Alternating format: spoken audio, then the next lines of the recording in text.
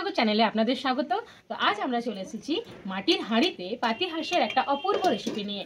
আপনারা পুরো ভিডিওটি দেখতে থাকুন। এইভাবে আপনারা বাড়িতে পাতিহাঁসের রান্না করে দেখবেন, অপূর্ব খেতে হয় মাটির হাঁড়ির এই পাতিহাঁসের ঝোল। 1.5 কেজি করে সাইজ হবে। ভারীও বটে। এই মালটা সব ভয়ে একবারে সব এইখানে থেকে বুঝতে হবে। এইখানে মাংস আছে, তেল যা হবে না, এইখানে ধরে বুঝতে হবে হাঁসের মাংস কেমন হবে। জালে রান্না হবে আজ হাঁসের মাংস।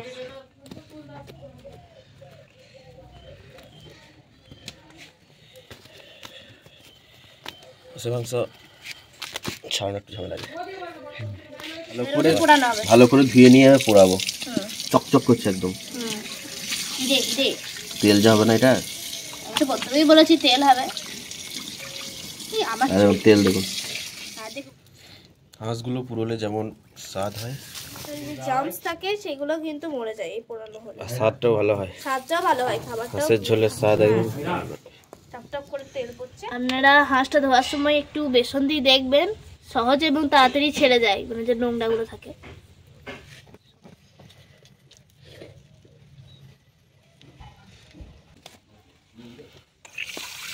ধুয়ে নেওয়া হবে।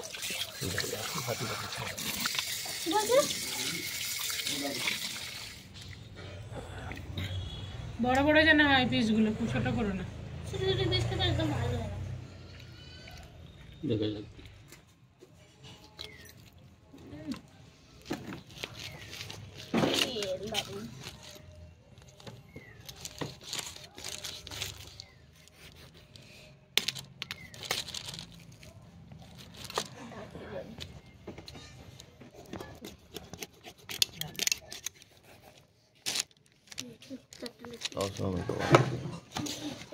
এই যে তেল, এই হাঁসটা প্রচুর তেল দিতে, বুঝলেন?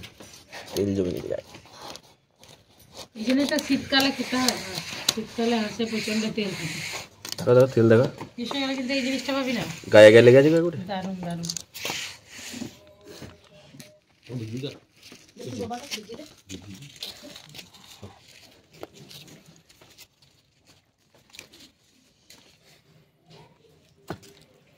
ভালো করে পিস করে নেবো, সুন্দর সুন্দর করে,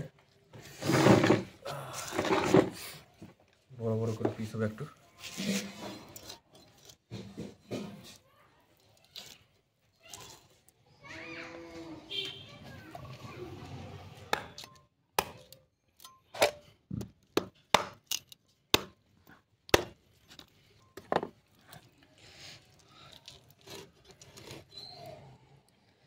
এগুলো খেতে দারুণ লাগে। এগুলো সে যখন কষা হয় না, তখন একটু ভেজে নিয়ে মশলা দিয়ে তারপর খেতে ভালো লাগে। এগুলো হাঁসেরই মাংস, কিডনি মতো লাগে, হাঁসের কিডনি। মিটে এইটা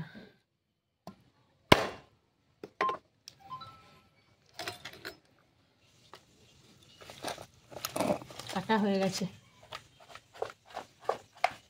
বড় কাজ কাটাটা, এটা আমাদের কাটা হয়ে গেছে। এবারে রান্নার জন্য প্রিপারেশন নেবো। হাঁসগুলো বড়ই ছিল তো, ভালোই আয় হয়েছে। 2 কেজির ওপর মাংস হবে। কি বলিস, হবে হবে না? 2 কেজি তো হবেই। চলো এবার শুরু করা যাক রান্নাটা।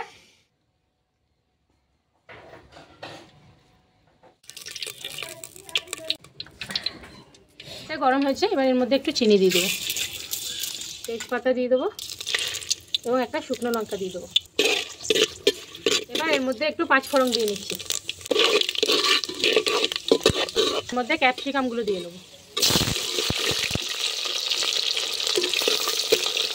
ক্যাপসিকামটা আমি বেশি লাল করে ভাজবো না, একটু ভাজা হলে এর মধ্যে আমি বেটে রাখা রসুনগুলো দিয়ে নিচ্ছি।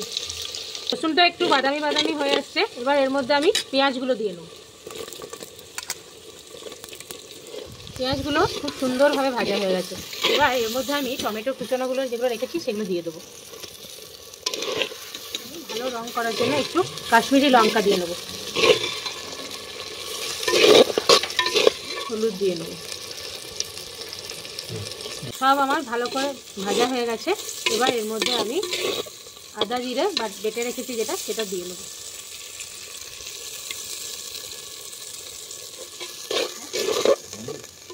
ধনে গুঁড়ো, মিট মশলা দিয়ে নিচ্ছি, ঝাল লঙ্কার গুঁড়ো দিয়ে নেব। মধ্যে আমি ফেটিয়ে রাখা টক দইটা দিয়ে নেব।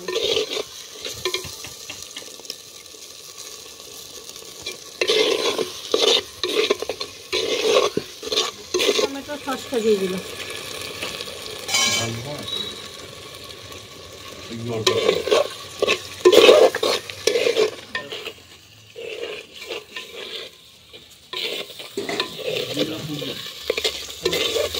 কষা হয়ে গেছে, তেল ছাড়ছে। এবার এর মধ্যে আমি মাংসগুলো দিয়ে নেব।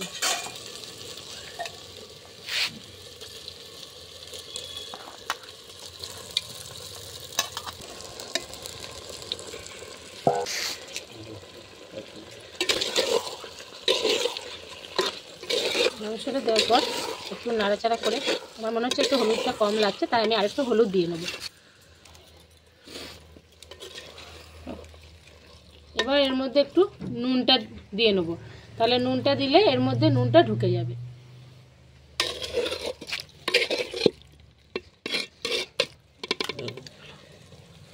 এবার এর মধ্যে একটু কাসুরি পাতা দিয়ে নিচ্ছি।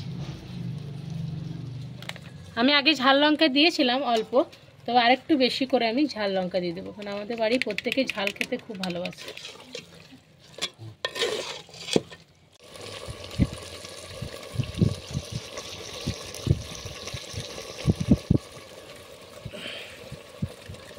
এবার কষে রাখা আলুগুলো এর মধ্যে দিয়ে দেবো।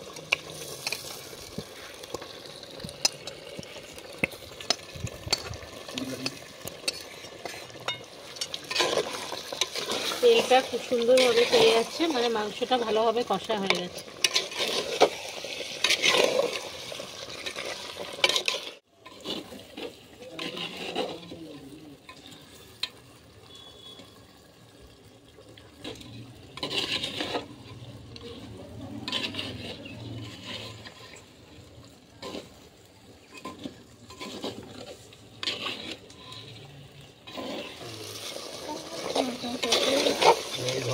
মাংসটা এবার কষা হয়ে গেছে, এবার আমি ধনে পাতাগুলো দিয়ে নেব। অসাধারণ দাঁড়িয়েছে মাংসের কালার হয়েছে, দারুণ দারুণ দারুণ সেন্ট আসছে, অসাধারণ। Thank you thank you. হালকা আছে, ঢাকা দিয়ে একটু কষতে দেবো, একটু দেখে নেব কিরম কষা হয়েছে। কষা হয়ে গেছে, এবার একটু জল দিয়ে নেবো, একটু বেশি করে দিলাম সেদ্ধ হওয়ার জন্য। এবার আমি একটু আন্দাজ মতো নুন দিয়ে নিচ্ছি। হালকা আছে, ঢাকা দিয়ে সেদ্ধ হতে দেবো। বেশ কিছুক্ষণ হয়ে গেছে, এবার ঢাকাটা খুলে একটু দেখে নেবো হয়েছে কিনা। আমাদের মাংস রেডি হয়ে গেছে, এবার আমরা খেতে বসে পড়বো। এবার নামিয়ে নিই মাংসটা।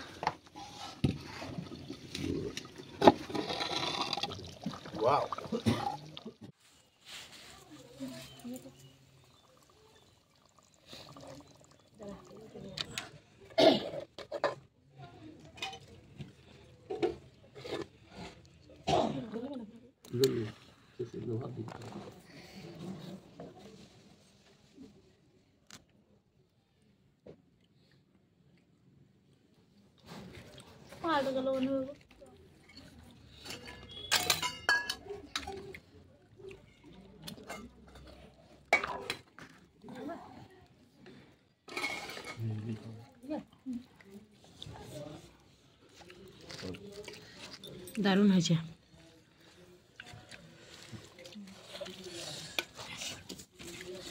কলা পাতাতে হাঁসের ঝোল দিয়ে ভাতটা মনে হচ্ছে টেস্ট আরো বাড়িয়ে দিয়েছে, এটা অপূর্ব হয়েছে। টমেটো সুন্দর মানে সেদ্ধ হয়ে গেছে, আর সেদ্ধ হলে টেস্টটা তো দ্বিগুণ। দাও আর দুপি দাও, ঝোলটাও দিচ্ছি। হ্যাঁ